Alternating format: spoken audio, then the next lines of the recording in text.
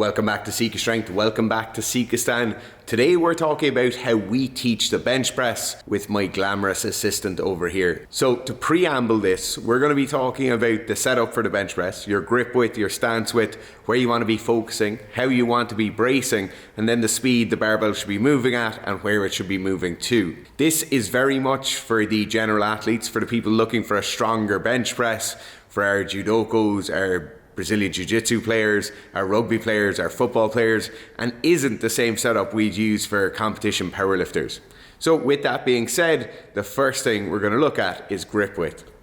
So as Owen is lying underneath the bar, probably chin underneath the bar is pretty much ideal. He's going to look for a grip width that's just outside shoulder width. So you'll see here, he's pretty close to the barbell. He's definitely easily going to be able to lift the bar out of the rack with straight elbows. And now, as he brings the bar down, we're looking for the arm to be perpendicular to the floor. So as he comes down onto his chest, the most important thing is that his elbow is under his wrist, both in this plane. So you'll see here his elbow is pretty much under his wrist. And then we want to make sure from this plane, his arm is perpendicular to the floor as well. So this is absolutely vital. If Owen goes for a very narrow grip here, so if he scoots his grip in, you'll see that arm is no longer perpendicular. If he goes for a very wide grip, you'll see that elbow is nowhere near underneath his wrist. So when we're pressing for strength and we're not trying to cheat any competition rules, we want a moderate grip width.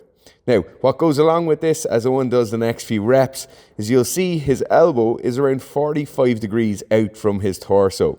So he's not flaring his elbows out to the side. He keeps his arms at around 45 degrees. This is easily viewable here from this angle. And the major thing is he's not tucking his arms all the way in at the side. So a lot of the time people will hear the cue to tighten your lats, tuck your arms, and the elbows will almost rub off the side of the torso. We don't need to be cueing that. So 45 degrees with the elbow.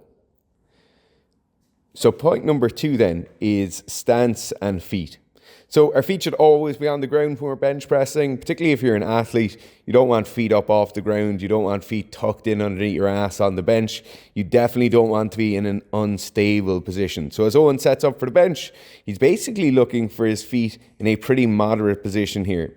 Now, depending on how tight his hips are, how tight his ankles are, he might be able to pull his heels back a bit closer to his ass. He might have to have a bit more distance between his heels and his ass. But usually what we're looking for here is a feeling of tightness and stability in the hips. So if you want to feel more tight, pull your heels closer in. If you want to feel less tight, push your heels further away.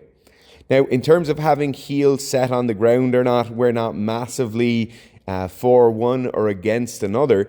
If you can get up on your toes and you still feel secure and you feel stable, that's absolutely perfect.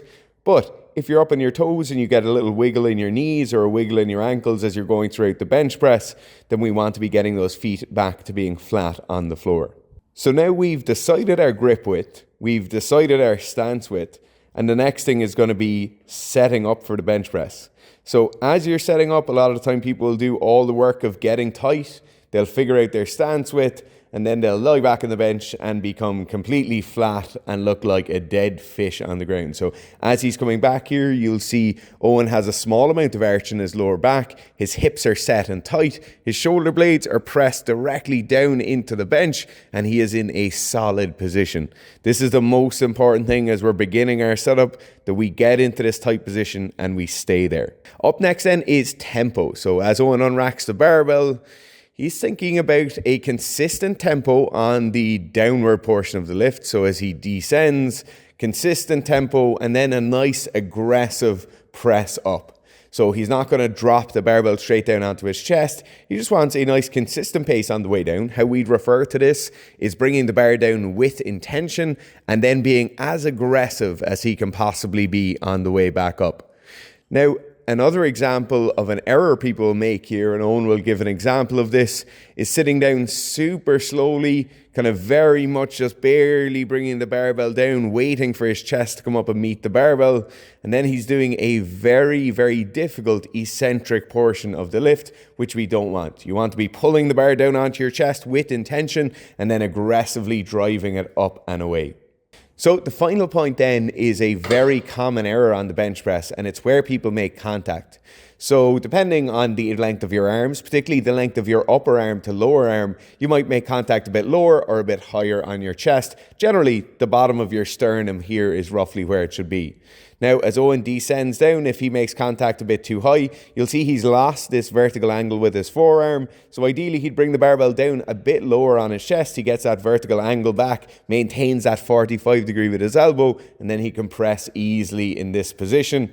And then if you're working on this yourself, if you're working on this with an athlete, you might cue this by getting them to feel that same spot every time. Some people will put a bit of tape on their chest, so they're hitting the tape every time. But basically, just make sure their positions are correct and then get them to replicate those positions every time.